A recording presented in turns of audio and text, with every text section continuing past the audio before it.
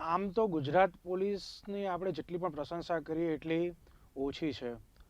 Gujarat police ખરેખર આમ તો જ્યારે પણ જરૂરિયાત હોય ત્યારે ખડે પગે હાજર હોતી હોય છે અને સેવા સુરક્ષા અને શાંતિ એ આપણા ગુજરાત પોલીસનો એક મોટો છે.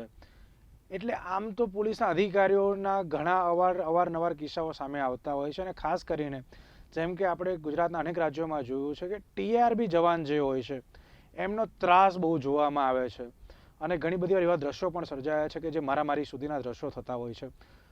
હવે આવા જ એક દ્રશ્યો જે અમારી સમક્ષ આવ્યા હતા, અમદાવાદની અંદર ઝુંડા સર્કલ છે, ત્યાંની અમને માહિતી મળેલી કે ટીઆરબી જવાનો જે હપ્તા ઉઘરાવી રહ્યા છે એનાથી વિશેષ એવું છે કે ગુજરાતના ગૃહ વિભાગનો પરિપત્ર એવું કહે છે કે ટીઆરબી જવાન જે છે એ કોઈપણ જાતના પોલીસ જવાન નથી અને તેઓનું કામ ફક્ત ને ફક્ત ટ્રાફિક નિયમનનું છે. તો પહેલાં તો આપણે વિડીયો જોઈએ કે સમગ્ર બાબત શું હતી.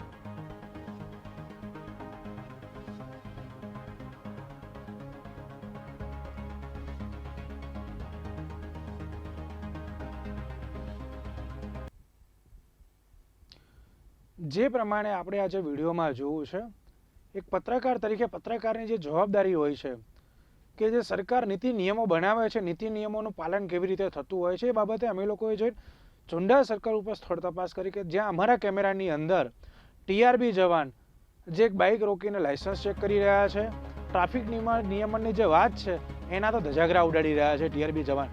હવે ખાસ એ જોવાનું છે કે ગૃહ વિભાગે જે પરિપત્ર જે બહાર પાડેલો છે અને એમાં સ્પષ્ટ જણાવ્યું છે કે ટ્રાફિક જવાન જે છે, જે પોલીસના કર્મચારી છે, એ લોકો જ ફક્ત ને ફક્ત ગાડી ઊભી રાખીને લાયસન્સ ચેક કરે છે અને બીજા જે કોઈ પણ ગાડીના કાગળ હોય છે એમને ચેક કરવાની સંપૂર્ણ જવાબદારી એમની હોય છે, ચાહે મેમો ફાડવાની હોય, ગાડી ડિટેન કરવાની હોય.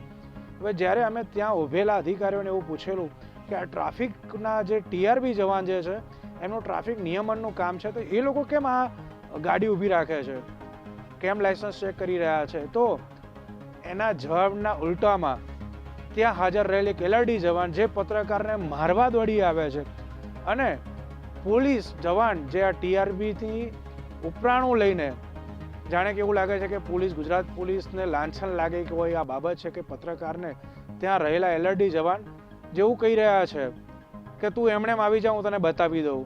એટલે ખુલ્લી દાદાગીરી જે પોલીસની છે એ દેખાઈ આવે છે આમાં. ગુજરાત પોલીસને લાંછન લગાડે એવા એલઆરડી જવાન છે. એલઆરડી જવાન પોતે એવું પણ બોલી રહ્યા છે, જ્યાં એએસઆઈ હાલ ટ્રાફિકના જે ઝુંડાલ ચોકી છે તેના ઇન્ચાર્જ છે, છતાં પણ પોતાની જાતને એવું કહી રહ્યા છે એલઆરડી જવાન કે હું અહીંયાનો ઇન્ચાર્જ છું. એટલે આ એલઆરડી જવાન જે છે એમને એમના ઉપરા અધિકારીનો પણ ડર નથી. બીજું કે આ જે મારવા દોડી આવે છે આમને એવી તો કેવી સત્તાનો કોનો પાવર આપવામાં આવ્યો છે એલઆરડી જવાનને કે પત્રકારોને મારવા દોડી આવે? શું પત્રકારો આમના ડરથી પત્રકારિતા છોડી દેશે? ક્યારે પણ નહીં. કેમ કે પત્રકાર તરીકે અમારી જવાબદારી છે કે જ્યાં કોઈ પણ જગ્યા હોય, જ્યાં ખોટું થતું હશે ત્યાં નિડરતાથી અમે લોકોની નિષ્પક્ષ રીતે અમે તપાસ કરીને ચોક્કસથી સમાજ સમક્ષ ઉજાગર કરીશું. આ એલઆરડી જવાન જે છે એ પોતાની જાતને ગમે તે સમજતા હોય, કાયદામાં રહીને, કાયદાની અંદર રહીને તમામ વ્યક્તિઓએ કામ કરવું પડશે, ચાહે પત્રકાર હોય, સામાન્ય જનતા હોય કે પછી પોલીસ વિભાગ કેમ ના હોય. અમે ડીજીપી શ્રીને આ બાબતે અમે અવગત કરાવીશું આ વિડીયો સાથે કે જે ટીઆરબી જવાન જે ગાડી રોકીને લાયસન્સ ચેક કરી રહ્યા છે, ગાડી રોકી રહ્યા છે અને એનું ઉપરાણું લઈને આ એલઆરડી જવાન જે છે જે મારવા દોડી આવ્યા છે અને લુખ્ખી ધમકીઓ આપી રહ્યા છે અમને કે તમે એમણે આવી જાઓ. તો શું આ ગુંડાગીર્દી કરવા માટે આ તમે એલઆરડી જવાનને ભરતી કર્યો હતો? શું પત્રકારો આમના ડરથી શું આ કામ કરવાનું છોડી દેશે? ક્યારે પણ નહીં બને.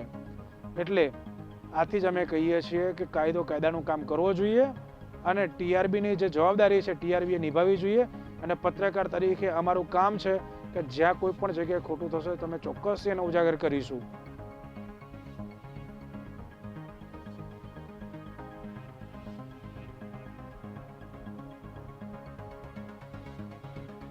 ને ધમકી નથી આપવી પડી. જો આવી જાઓ પણ શેના માટે આવી જવાનું? આ તો શેમ તમે શું કર્યું? મેં તમને શું આ તો કર્યું? કઈ- મેં-